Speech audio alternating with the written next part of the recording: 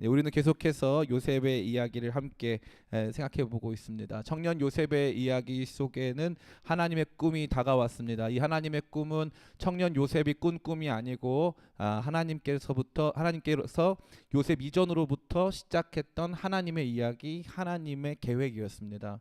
하나님의 이야기, 하나님의 계획이 정서적으로 미성숙했던 아버지의 사랑 속에서 정서적으로 충분히 성장하지 못했던 요셉에게 찾아왔습니다. 요셉에게 찾아온 이 꿈은 가족 가운데 엄청난 평지풍파를 일으켰습니다.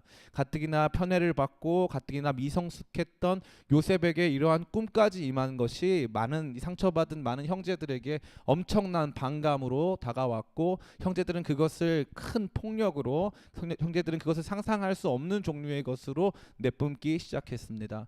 그렇게 그 꿈은 끝나는 것만 같았는데 그렇지 않았습니다.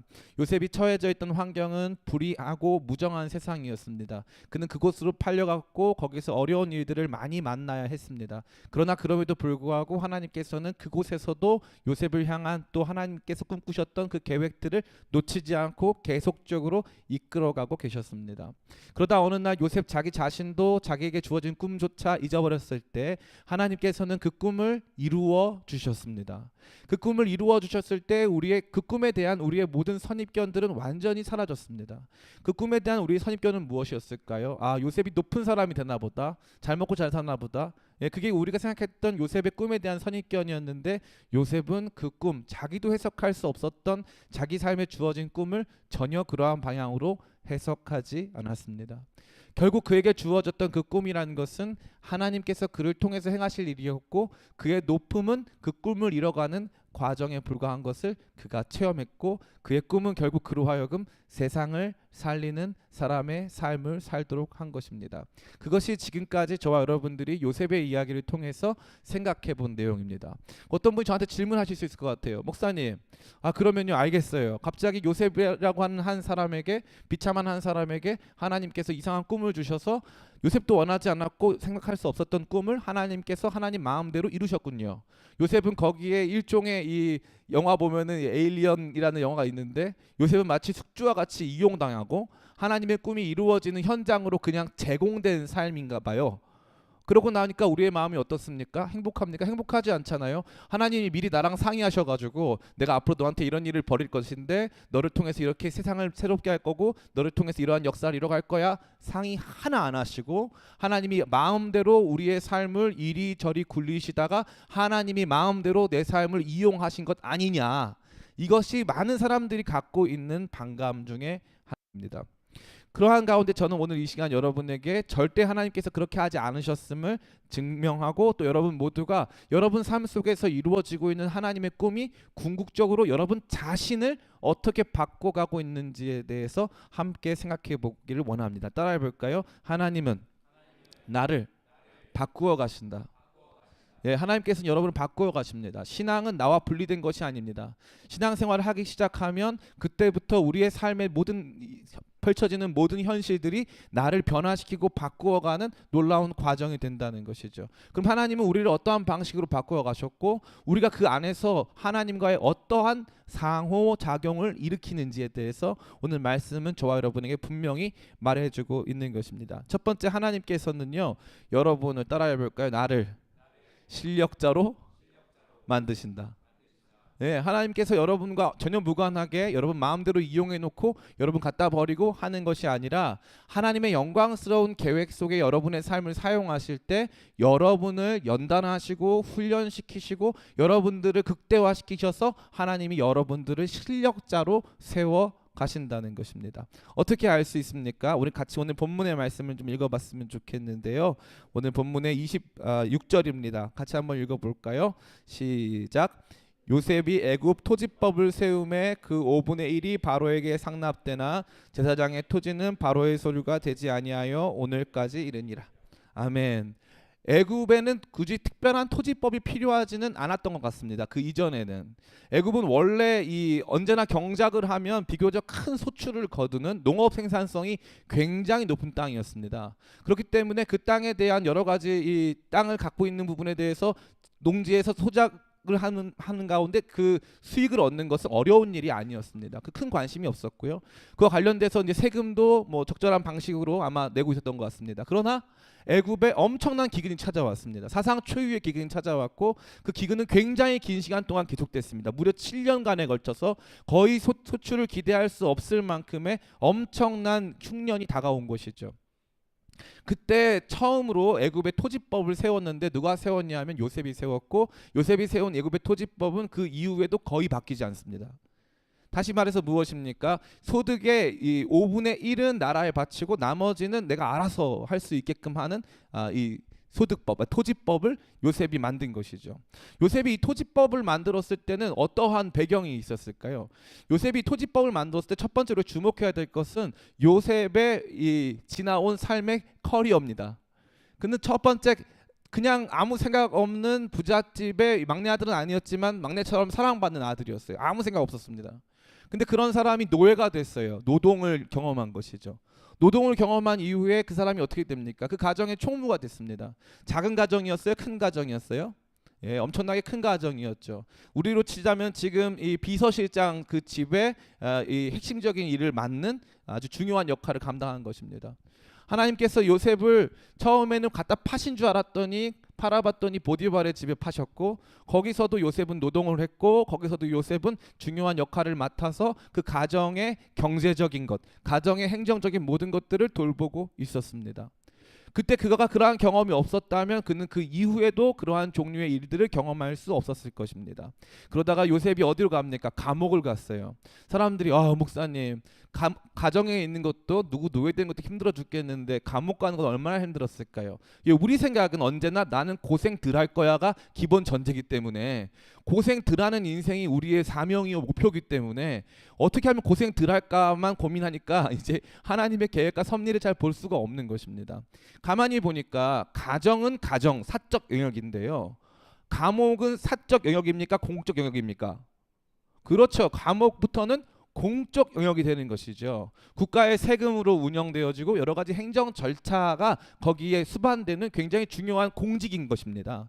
그 중요한 공직에 이 감옥 총무가 됐는데, 이 감옥은 보통 사람들의 감옥이 아니고 나라의 정치범들을 수용하는 비교적 수준 높은 그런 감옥이었던 것이죠.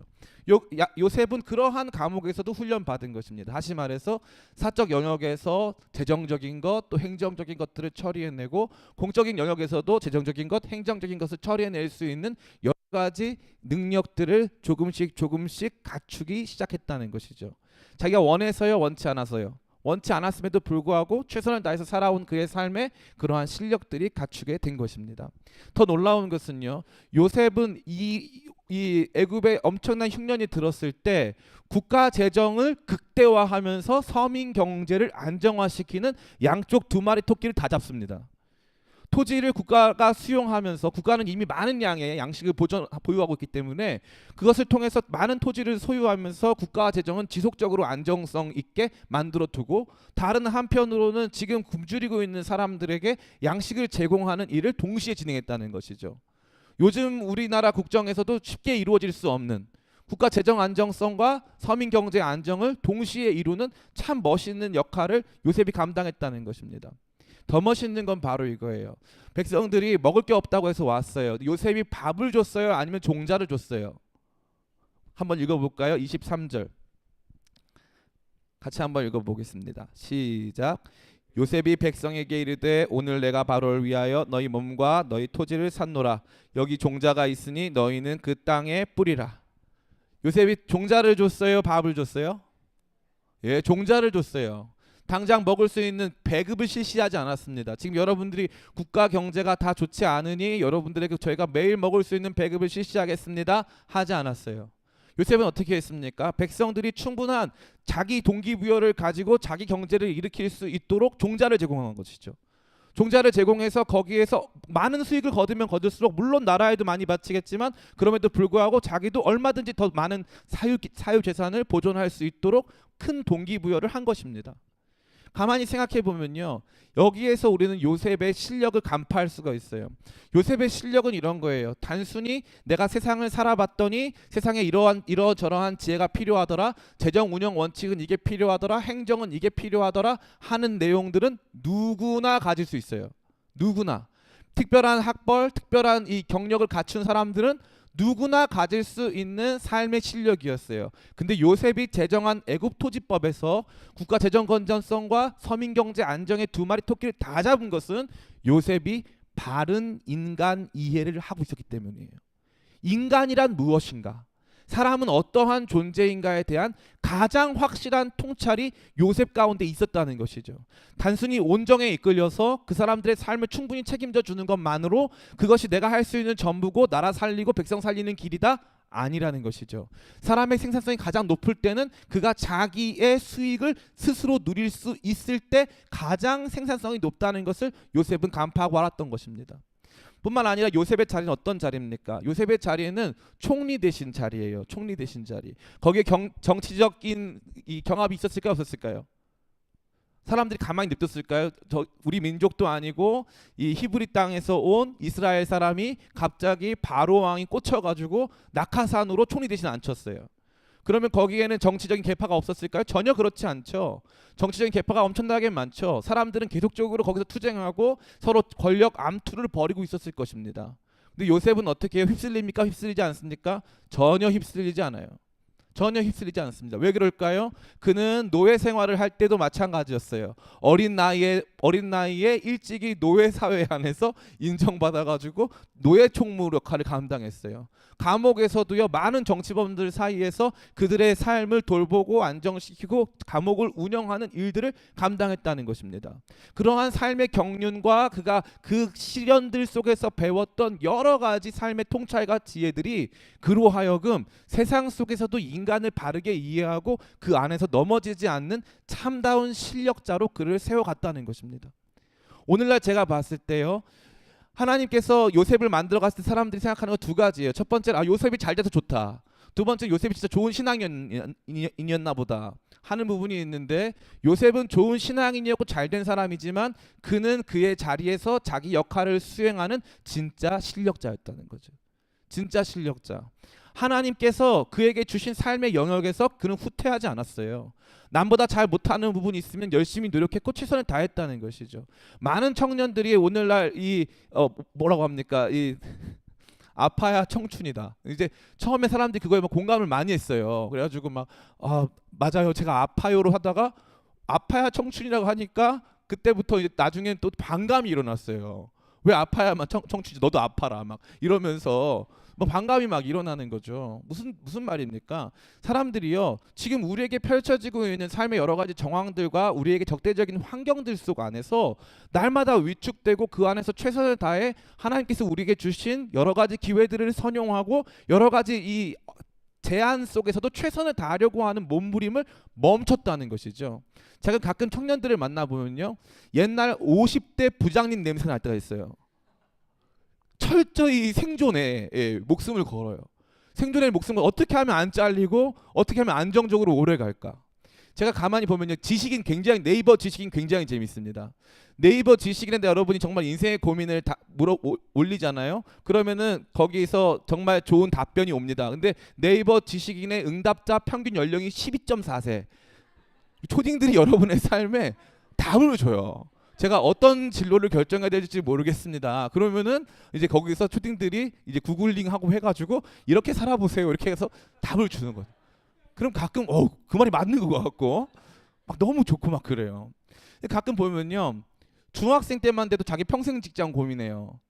고등학생 때도 자기 뭐 먹고 살까 고민합니다. 무엇을 먹고 살까, 무엇을 할까, 좋은 고민이고 최선을 다하는 모습 중에 하나겠죠. 그러나 무엇입니까? 실제적으로 우리의 삶에 예를 들면 노예로 살아가고 있다가 감옥으로 우리가 좌천되었을 때, 실제적으로 나는 정직하게 살았는데 그 정직한 삶이 인정받지 못하고 모함당해서 자기가 좌천되었을 때, 그때 우리는 어떠한 사람으로 살 것인가, 이것입니다. 사람들이 실패 연습을 잘 안 하려고 그래요. 실수 연습을 잘 안 하려고 그래요. 실수하는 걸 그렇게 싫어하고 실패하는 걸 그렇게 싫어해요. 요셉은 자기가 원한 실패도 아니었고 자기가 원한 실수도 아니었어요. 그러나 어찌됐건 그에게는 그러한 척박한 삶의 환경이 주어졌고 그 실패의 자리, 그 낙심의 자리, 우리가 봤을 때 다시 돌이킬 수 없는 그 자리에서 그는 최선을 다했고 최선을 다한 그의 삶에 하나님은 실력으로 보답해 주셨어요.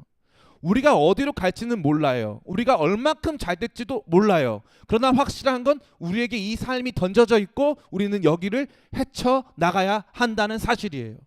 우리에게는 삶이라고 하는 엄청난 무게의 짐이 짊어져 있어요. 그 삶을 포기하고 뒤로 도망치는 것은 전혀 현명한 방법이 아니에요. 그것은 비겁자들이 하는 방법이. 도망가지 마세요. 도망가지 마세요. 아픔이 다가와도 도망가지 마세요. 그러한 과정을 통해서 하나님께서 이루실 일들이 있다는 말이죠. 하나님께서 여러분을 통해서 하실 일들이 있다는 것이죠. 그러한 실패, 그러한 실수의 뒤로 숨어버리면 우리는 하나님의 뜻을 이룰 수 없는 존재가 되어 수밖에 없는 것입니다. 사랑하는 성도 여러분, 사랑하는 청년 성도 여러분, 무슨 실패가 여러분을 그렇게 힘들게 했습니까? 무슨 실망스러운 사건들이 여러분들 그렇게 낙담시켰습니까? 두려워하지 마시기 바랍니다. 하나님이 여러분의 삶을 통제하고 계세요. 하나님이 여러분에게 원하시는 것은 무엇일까요? 최선을 다하는 거예요. 불투명한 삶의 현실과 환경 속에서 최선을 다하는 것. 그렇게 요셉은 한 걸음 한 걸음 올라와서 진짜 백성에게 필요한 것이 무엇인지, 이 정치판에서 내가 살아남고 여기서 해야 될 역할들이 무엇인지. 저는 너무 요셉이 멋있는 게 마음은 순수하고 권력은 지켜내요. 이게 멋있어요. 사람들은 두 가지 중 하나예요. 권력을 지켜내는 사람은 마음이 불순전할 때가 너무나도 많아요. 자기 권력에 혈안이 돼 있죠. 그러면서 권력을 지켜낼 수도 없어요. 아닌 사람 어떠냐? 아닌 사람은 지극히 약해요. 조금만 누가 나한테 와서 말을 하면 넘어져요. 조금만 나한테 누가 와서 상처를 주면요, 바로 뒤로 다 자빠져서 모든 일 하지 않겠다는 거예요.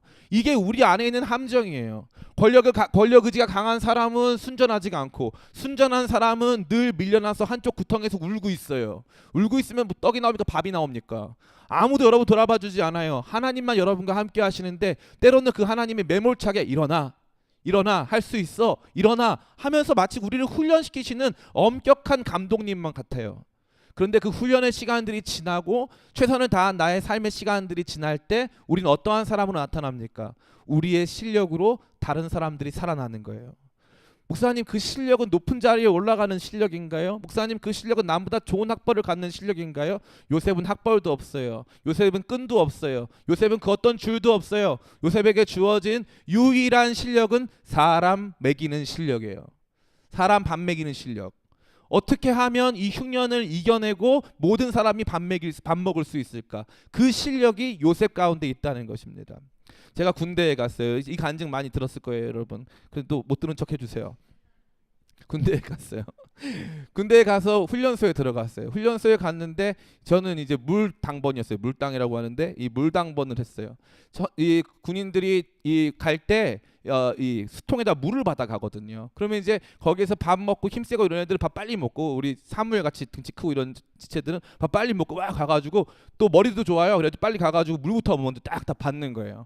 그러면 그 친구들이 앞에 그 친구들이 물을 다 받아가잖아요. 그럼 뒤에 있는 친구들이 거의 물을 못 받아가요. 그럼 훈련이 이제 5월달, 6월달 이렇게 훈련 받아야 되는데 굉장히 더운데 물을 못 받아가니까 탈수를 하거나 뭐 이런 증상이 나타나는 거죠. 그 저는 물당번이에요. 누구도 나한테 그걸 뭐 이렇게 엄청난 과업을 주진 않았어요. 물만 떠오라 이거 시킨 거죠. 근데 제가 갑자기 그 순간에 그걸 드는 거예요. 어떻게 하면 이 사람들을 다 먹일 수 있을까? 이 물을 다 먹일 수 있을까? 제가 직접 따라주기로 했어요. 원래는 따라주는 게 아니고 제가 물만 갖다 놓으면 사람들이 가서 알아서 먹는 거거든요. 안 되겠다. 내가 따라줘야 되겠다. 가가지고 제가 직접 한 사람 한 사람씩 다 따라줬어요. 근데 원래 처음부터 이 물을 빨리 가져가려고 했던 사람들은 어때요? 나 이 물 빨리 가져갈 건데 내가 왜 아저씨가 나서가지고 왜 이 물을 다 나눠주냐 이거죠. 근데 저는 거기에 굴하지 않았어요. 거기에 굴하지 않고 맨날 물을 따라주는데 대박 사건은 눈 감고도 이 병의 70% 딱 맞춰요. 자, 다음. 사람들 물 먹이는 기술 하나는 지금도 많이 먹이고 있는데, 진짜 물 먹이는 기술 하나는 정말 일취월장. 진짜 눈만 감으면 딱 거의 무슨 뭐 바리스타 된 줄 알았어요. 진짜 막 용량 너무 정확해. 딱딱딱 맞아. 그리고 나니까 나중에 사람들이 뭐라고 하냐면 너무 고맙다는 거예요. 너무 고맙다는 거죠. 그렇게 하지 않았다면 자기 먹을 수 없었다는 거예요. 제가 만약에 상처받아가지고 에이 나 안 해 멈춰버렸다면 전 그런 사람 될 수 없었을 거예요. 지금도 제가 봤을 때 제가 갖고 있는 좋은 재능 중에 하나는 바로 균형이에요. 모든 사람들이 적절하게 기뻐할 만한 것이 무엇일까? 어떻게 하면 이런 상황과 저런 상황 안에서 이 사람과 저 사람 모두가 행복할 수 있을 것인가? 하나님께서는 저를 척박한 상황과 환경 속에 두셨지만 날마다 그 안에서 제가 할 수 있는 최선들을 다했어요. 하나님께서 그렇게 저를 만들어 가시는데 저는 그때 그것이 저에게 도움될 거라고 생각은 1도 못했어요. 물 잘 따는 게 무슨 도움이 되겠어요? 이거 물 잘 따는 게 아무 도움 안 되죠. 그런데 하나님께서는 그러한 모든 과정들을 통해서 제가 알 수 없었던 저로 저를 만들고 있던 거예요. 여러분은 누구십니까? 수많은 청년들이 생각해요. 목사님, 저는 정해졌어요. 난 이미 끝났어. 먼저 가. 이게 다 우리 청년들이 생각하는 거예요. 나는 이제 더 이상 못한다. 나 못 가. 난 안 돼. 나는 이게 나야. 나는 고정됐어. 이제 선택이 없어. 이게 많은 청년들이 갖고 있는 생각이에요. 그러나 따라해 볼까요? 우리는 날마다 새롭다. 그리스도인들의 삶은 날마다 새로운 거예요. 이전과는 다른. 보라, 보라, 우리 안에는 보라 새 것이 되었도다. 우리 안에 놀랍고 영광스러운 전면적인 전환이 일어나요. 그 전적인 전면적인 전환은 저와 여러분의 삶을 조금씩 바꾸어가는데 우리에게 주어진 삶의 환경들을 이겨낼 뿐만 아니라 그 안에서 축적된 노하우, 그 안에 축적된 여러 가지 좋은 습관들과 좋은 생각들이 여러분들을 진짜 실력자로 만들어가고 있다는 거죠. 척박한 환경 속에서 사람들을 이해하는 거죠. 사람들 안에 어떤 마음이 있는지를 아는 거예요. 많은 사람들이 사람들 때문에 실망해요. 네가 나한테 그럴 줄 몰랐어. 이 실망의 내용 다 똑같아요. 엄마가 나한테 그럴 줄 몰랐어. 당신이 나한테 그럴 줄 몰랐어. 네가 나한테 그럴 줄 몰랐어. 내가 나한테 이럴 줄 몰랐어. 다 실망해요. 다 실망. 그렇게 몰랐대요. 그렇게 몰랐대. 다 몰라서 문제인 거예요. 사람은 원래 그런 거예요. 사람은 원래 이기적인 거예요. 그럼 이기적이라고 해가지고 버립니까? 애를 낳았는데 애가 이기적이야. 안 되겠다. 난 네가 이럴 줄 몰랐어. 이럽니까? 이런 엄마가 있어요? 아무도 없어요. 아, 얘는 어느 정도 이기적이구나. 내가 얘를 사랑할 때 이런 것들을 어떻게 이해하고 사랑할 것인가를 생각하지. 애 낳았더니 야, 넌 진짜 애가 너밖에 몰라. 막 이러면서 집에 가는 엄마는 아무도 없다는 거죠. 사랑은 그런 거예요. 그 사람이 무엇인지, 인간이 어떠한 종류인지, 얼마나 사람이 얄팍하고 배신하고 얼마나 쉽게 변하고 군중들이 얼마나 쉽게 그들의 생각들을 바꾸어 왔는지에 대하여서 진지한 고찰이 있으면 나중에 상처 받아요, 안 받아요? 안 받아요. 상처받지 마세요. 상처받은 거 내가 잘 몰라서 그런 거예요. 모를 필요 없어요. 여러분 남자친구 여자친구 있어서 손 들어봅시다. 남자친구 여자친구 있다. 지금 벌써 배신하고 있는 사람들이 있잖아요. 손 못 드는 지체들이 있어요. 손 못 드는 지체들이 벌써 이 마음 안에 배신감이 가득해가지고 이제 손을 못 드는 거죠. 많은 사람들이 생각해요. 나는 남자가 사랑이 어떻게 변하니? 이딴 얘기를 해요. 사랑 다 변합니다. 사랑 다 변해요. 여러분이 생각했던 그 사랑 다 변해요. 왜냐하면 여러분도 나이를 먹거든요. 나이를 먹으면 생각도 달라지고, 나이를 먹으면 여러분이 어떠한 존재인가를 더 깊이 더 다양한 방식으로 다양하게 생각하기 때문에 사랑 다 변하는 거예요. 영원한 사랑은 주님밖에 없는 줄 믿습니다. 여기 고백해야 돼요. 우리 남자친구 여자친구 있는 지체들 가서 이렇게 얘기해줘. 내가 지금은 너를 사랑하지만 영원한 사랑은 주님께만 있어. 이렇게 얘기해줘야 돼요. 그 친구의 사랑 너무 의지하지 마세요. 그 남자친구의 사랑 너무 그래서 제가 걱정되는 건 뭐냐면 남자친구 사랑 없으면 죽고 싶은 사람들이 있어요. 여자친구 없으면 나는 못 살겠다 이런 사람들이 있어요. 이번에 그 부산에서 일어난 사건이 뭡니까? 바로 그 사건 아닙니까? 완전히 이성을 잃은 거 아니에요? 왜 그렇게 됐어요? 그 사람은요, 자기 자존감이 거기 걸려 있었어요. 자기의 전 존재가 거기 걸려 있었다는 거죠. 거기에서 자기를 확인하고 있던 거예요. 그게 없어지고 나니까 이 사람은요, 이상한 사람 죽이는 실력만 가지고 나타나서 수많은 사람 괴롭히고 있는 거예요. 왜 그렇죠? 역경을 이겨내고 사람이 어떠한 존재인가를 바르게 고찰하는 능력이 완전히 결여되어 있는 거죠. 나는 네가 그럴 줄 몰랐어. 너무 믿지 마세요. 사람 믿지 마세요. 그래서 상처받는 거예요. 몰라서 상처받는 거예요. 두려워하지 마세요. 나만큼 악해요. 세상 모든 사람들은 나만큼 악한 거예요. 그들에게 필요한 것은 당장 먹을 것을 주는 게 아니고 그들 힘으로 이 어려운 세계를 극복해 나갈 수 있는 종자를 주는 것을 요셉은 알고 있었어요. 처음에는 그게 더 좋았을까요? 싫었을까요? 사람들이 아마 그랬을 거예요. 아, 요셉 총리님 진짜 사람 까다로워. 우리 곡식 안 주고 종자로 주는 거 봐. 야, 말도 못해. 처음에 다 그랬을 거예요. 왜 밥 안 주냐 그랬을 거예요. 요셉은 거기에 속지 않습니다. 요셉은 정확하게 거기에서 종자로 딱 줘요. 근데 요셉이 줄 때 마음이 어떤지 아세요? 요셉 진짜 멋있는 사람이에요. 우리 같이 한번 읽어볼까요? 24절 말씀 같이 읽겠습니다. 시작. 추수의 5분의 1을 바로에게 상납하고 5분의 4는 너희가 가져가서 토지의 종자로도 삼고 너희 양식으로도 삼고 너희 가족과 어린아이의 양식으로도 삼으라.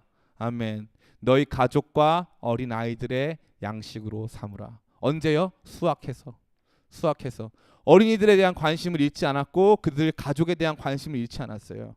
사람은 어때야 하는가에 대한 분명한 철학을 갖고 있어요.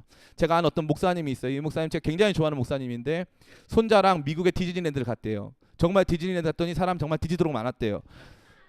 죄송합니다.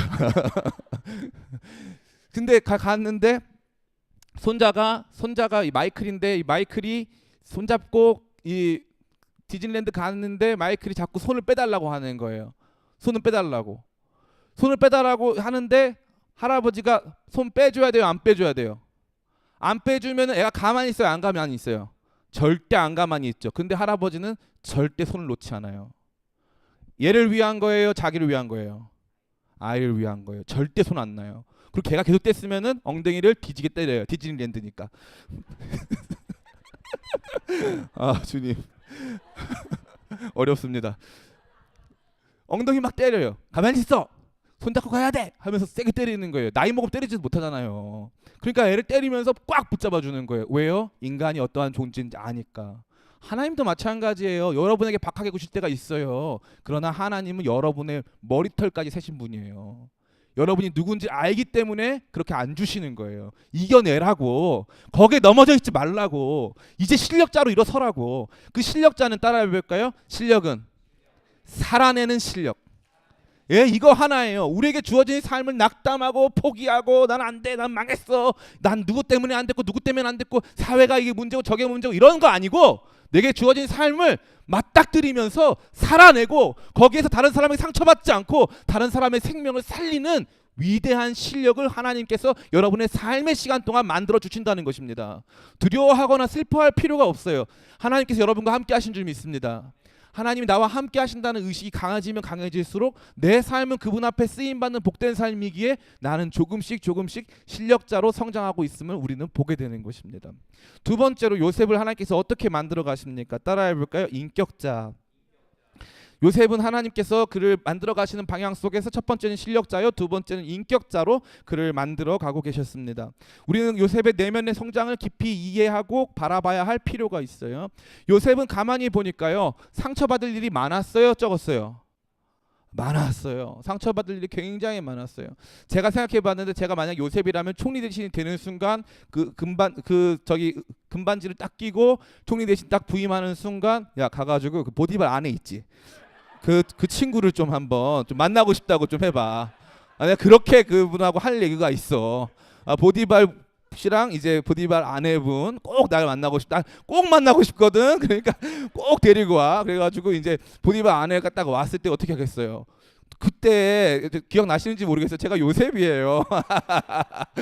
제가 요셉이에요. 저를 그때 어떻게 하셨었죠? 이렇게 분명히 말할 거예요. 그리고 또 분명히 그때 그 술 맡은 관원장 데리고 와.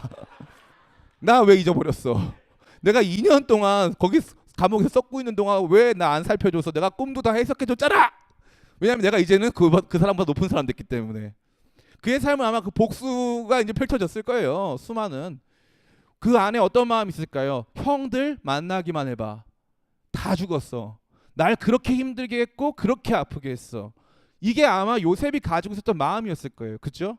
그런데 참 놀라운 건 뭐냐면은 요셉은 상처가 없어요. 이게 놀라워요. 요셉은 상처가 없어요. 형들한테 팔렸고요. 보디발 아내한테 모함당했고 그 주변에 그 보디발 가정에 있었던 사람들에게 무시받고 거기에서 사랑받지 못했어요. 뿐만 아니라 그는 그 안에서 완전히 잊혀진 존재가 되어야만 했어요. 그 오랜 시간 동안 장장 13년에 걸쳐서 그의 삶을 완전히 유린당했고 완전히 파괴됐어요. 아버지의 사랑받던 색동옷을 입고 있던 아들은 온데간데 없고 노예의 옷을 입고 죄수의 옷을 입어야 했어요. 그에게 주어진 삶은 그랬고 자기가 잘못한 게 있다고 생각했을까요? 없다고 생각했을까요? 없다고 생각했을 것 같아요. 진짜 실제로 크게 잘못한 것은 없으니까. 17살짜리 애가 무슨 잘못을 얼마나 크게 했겠습니까? 아무 잘못한 것도 없는데 자기에게 주어진 삶은 너무 척박했고 너무 힘들었어요. 날 이렇게 만들었던 수많은 사람들, 날 버렸던 사람들이 있단 말이죠. 날 버렸던 사람들께 복수하고 싶었을 거예요. 그 상처가 분명히 폭발했을 거예요. 너 나 지금 무시하냐? 이랬을 거예요. 나 요셉이야. 나 총리 대신이야. 나 무시하지 마. 나 이렇게 잘된 사람이야. 나 이런 사람이라고. 요셉은요, 총리 대신 자리에 올라서 그런 적이 한 번도 없어요. 왜 그랬을까? 이게 중요한 거 아닐까요? 하나님 도대체 어떠한 과정을 통해서 요셉을 그렇게 만들어가고 있었을까? 우리 말씀 한번 살펴보겠습니다. 창세기 41장 51절 52절 같이 한번 읽어볼까요? 창세기 41장 51절 52절 같이 읽겠습니다. 시작.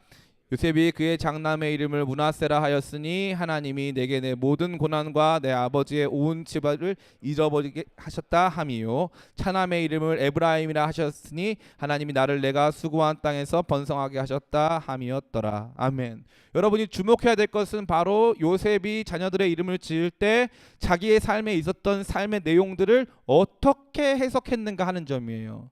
그는 이렇게 말합니다. 그가 이제 자녀 낳았을 때, 자녀 낳고 보니까 이제 이 아들로 말미암아 내가 나의 집에서 당한 모든 일들을 다 잊어버렸다. 하나님이 나를 잊혀지게 하셨다. 그 내용들을 잊게 하셨다. 하나님이 다시 나를 번성하게 하셨다. 그의 삶에는 뭐가 있어요? 해석의 기준이 되시는 하나님이 계세요. 그의 삶에 오늘 일어나고 있는 일들을 어떻게 해석하게 할 수 있는가를 말씀해 주시는, 그래서 자기가 받고 있는 오늘의 영광, 자기가 받고 누리고 있는 오늘의 평안, 오늘의 내가 감당할 수 있는 여러 가지 일들이 결국 하나님이 나를 과거로부터 씻어주시고 하나님께서 나의 모든 아픔을 잊게 만들어 가고 계시는 과정임을 그는 인정해 드린 것입니다. 우리가 신앙생활을 한다는 것은 하나님과의 교제, 교통, 만남뿐만 아니라 하나님이 내 삶에 역사하신다는 것을 인정한다는 거예요. 그래서 단순히 내 삶은요, 나와 내가 아닌 사람과 끊임없이 대립하고 투쟁하면서 만들어진 결과물이 아니라, 전혀 그게 아니라 하나님이 개입하셔서 만들어가고 있는 것이라는 것을 인식한다는 것입니다. 그러다 보니까 뭐가 사라져요? 조금씩 조금씩 상처가 사라져요. 하나님이 내게 그런 아픔도 주셨고 하나님이 결국 씻으실 거니까, 하나님이 씻어 가시니까 그 사람에 대한, 특정 사람에 대한 아픔과 상처가 다 씻어지는 것입니다.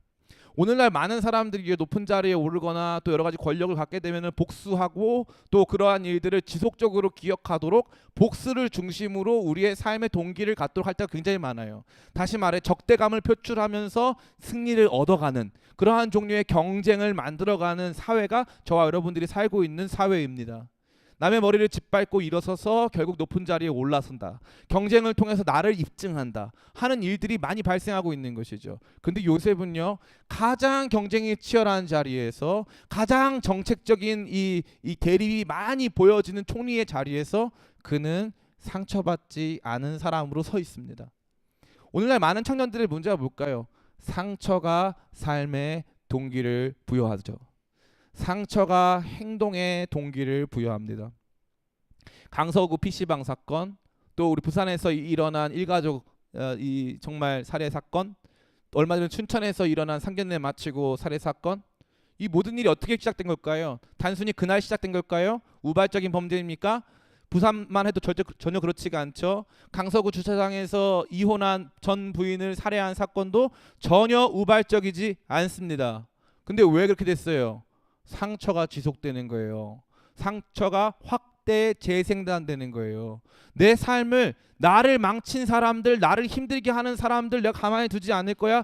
네가 나를 힘들게 했어, 당신이 나를 힘들게 했어, 이 사회가 나를 힘들게 했다고 생각하는 사람들 안에 상처가 조금씩 확대 재생산되면서 나중에는 상처가 이성을 마비시키고 상처가 여러분이 할 수 없는 일들을 만들어낸다는 거죠.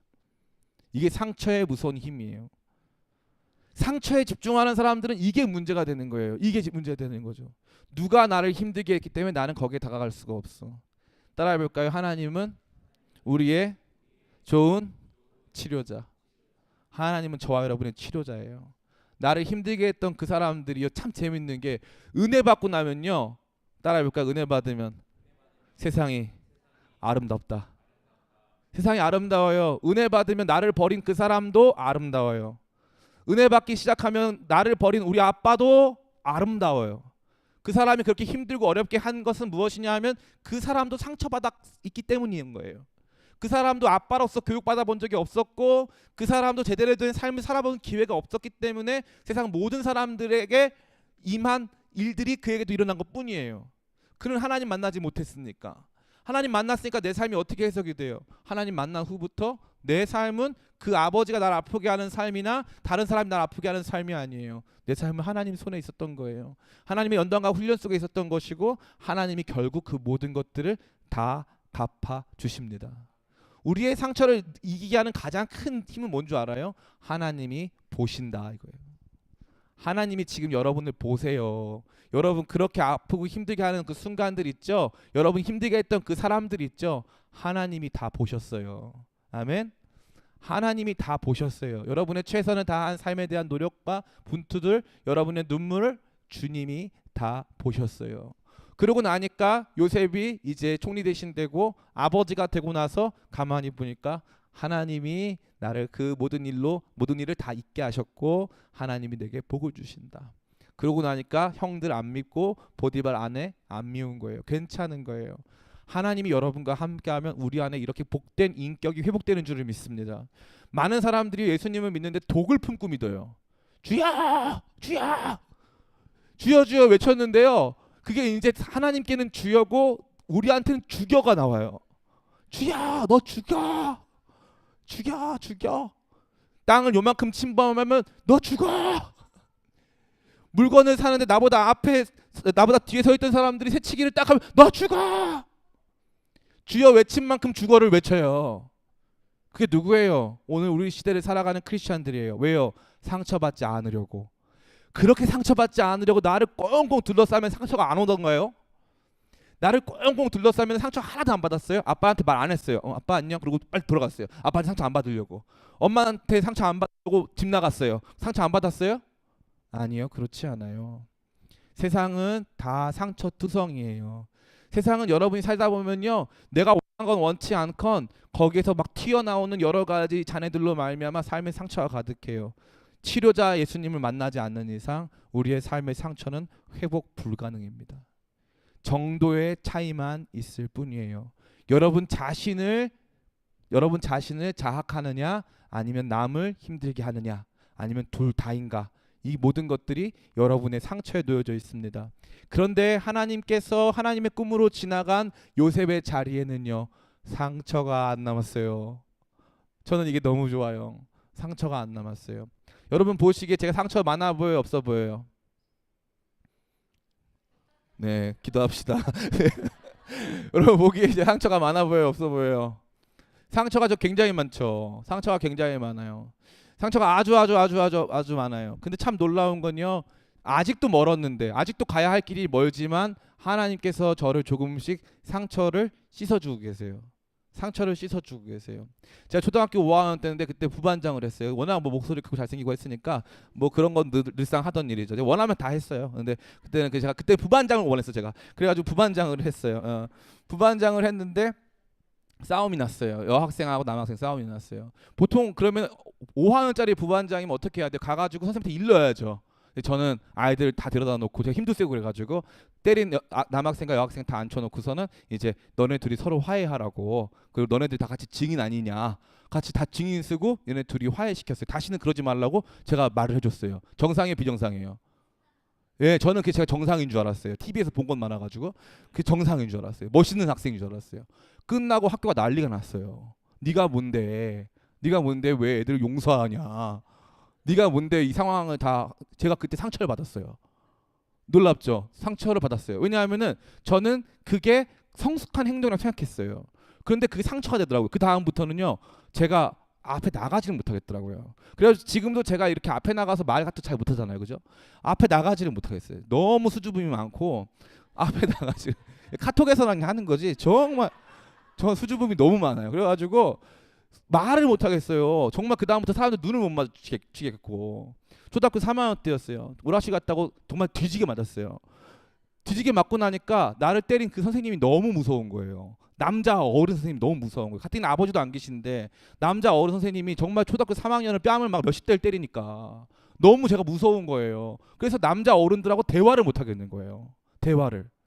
그리고 어른들 무서워하죠. 앞에 나가는 거 무섭죠. 내가 뭘 결정하면은 너는 이게 잘못했어. 이게 너무 무서운 거예요. 근데 하나님이 저한테 요즘에 계속 저를 고쳐주세요. 어떻게? 당당해도 괜찮다고. 두려워하지 말라고. 두려워하지 마. 두려워하지 마. 어차피 먹을 욕이야. 두려워하지 마. 웃겨도 욕을 먹고 못 웃겨도 욕을 먹을 바에는 웃겨라. 그래가지고 계속 그렇게 하는 거예요. 하나님이 저를 고쳐주세요. 그리고 나서 집에 와가지고 꼭 우리 집사람한테 물어봐요. 나 웃겼어? 재밌었어? 과하진 않았어? 우리 집사람이 이제 그만 좀 해. 저한테 막 얘기해줘요. 그래도 저 굴하지 않아요. 또 필요하면 또 막 가서 해요. 저도 저의 이 모습이 신기해요. 옛날 같았으면 상처받아서 주눅 들어서 아무것도 못할 사람인데 뒤에 숨어가지고 아무것도 못할 사람인데 인사도 못할 사람인데 하나님이 저를 당당하게 만드시고 제 마음을 씻어주세요. 저를 아프게 제가 제일 잘하는 게 뭐냐면요. 여러분 안 믿으시겠지만 제가 제일 잘하는 거는 용서하는 거예요. 용서하는 거. 누가 저를 굉장히 힘들게 했어요. 그때는 너무 화가 나요. 그런데 나중 되면 까먹어요. 아 그런 일이 있었나? 아까 보면 므낫세라 뭐라 그랬어요? 므낫세 하나님께서 아버지의 온 집안일을 나로 하여금 잊게 하셨다. 까먹게 해주세요. 그래서 그 사람을 전혀 새로운 모습으로 보게 하신다는 거죠. 어떻게 되는 거예요? 시간이 지나면서 우리가 조금씩 따라해볼까요? 인격자로 세워져 간다. 예, 가장 중요한 핵심적인 건 무엇일까요?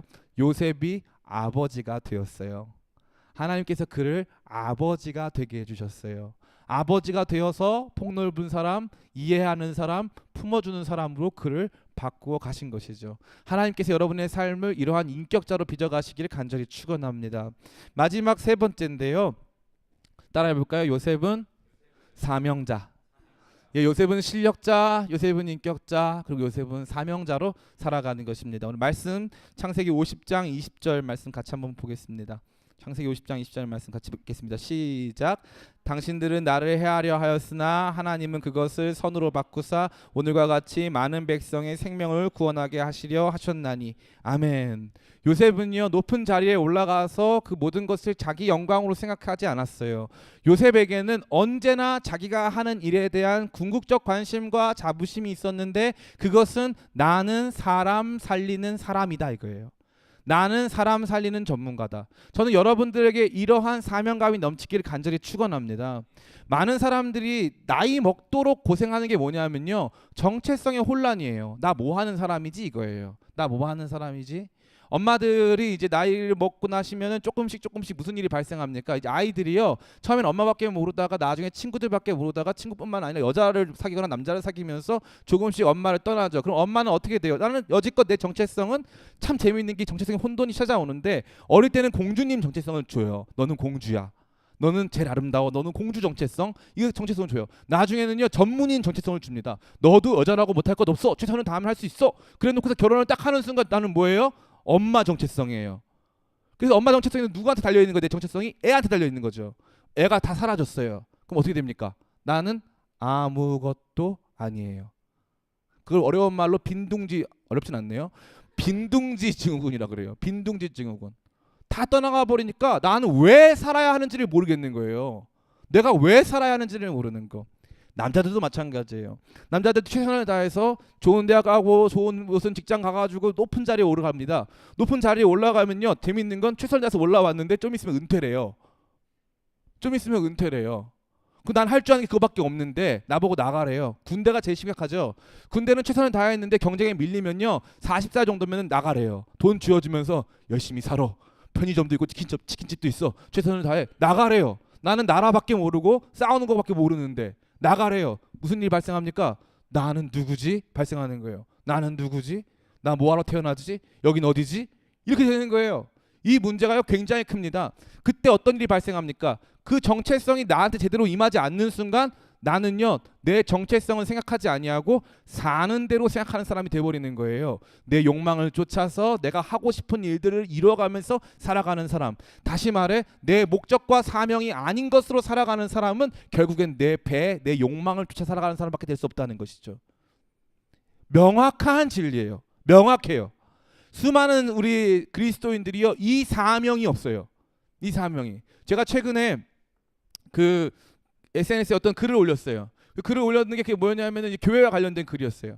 교회 영원한 지교회는 존재하지 않아요. 기쁨의 교회도 언젠가 유통기한이 다할 날이 올 거예요. 영원하지 않으니까.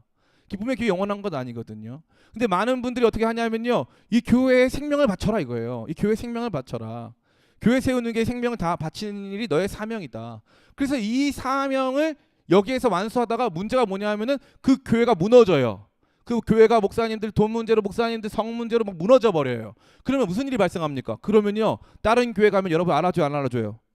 안 알아줘요. 다른 교회 가면 여러분 찬밥이에요. 기쁨의 교회 다니다 다른 교회 가잖아요. 찬밥 괜히 찬밥이에요. 아무도 안 알아줘. 그럼 어떤 일이 발생해요? 나는 그 교회에서 최선 다했고, 나는 장로고, 나는 거기서 안수집 사고, 나는 집사고, 권사고, 난 거기서 최선 다했는데 아무도 알아주지 않아요.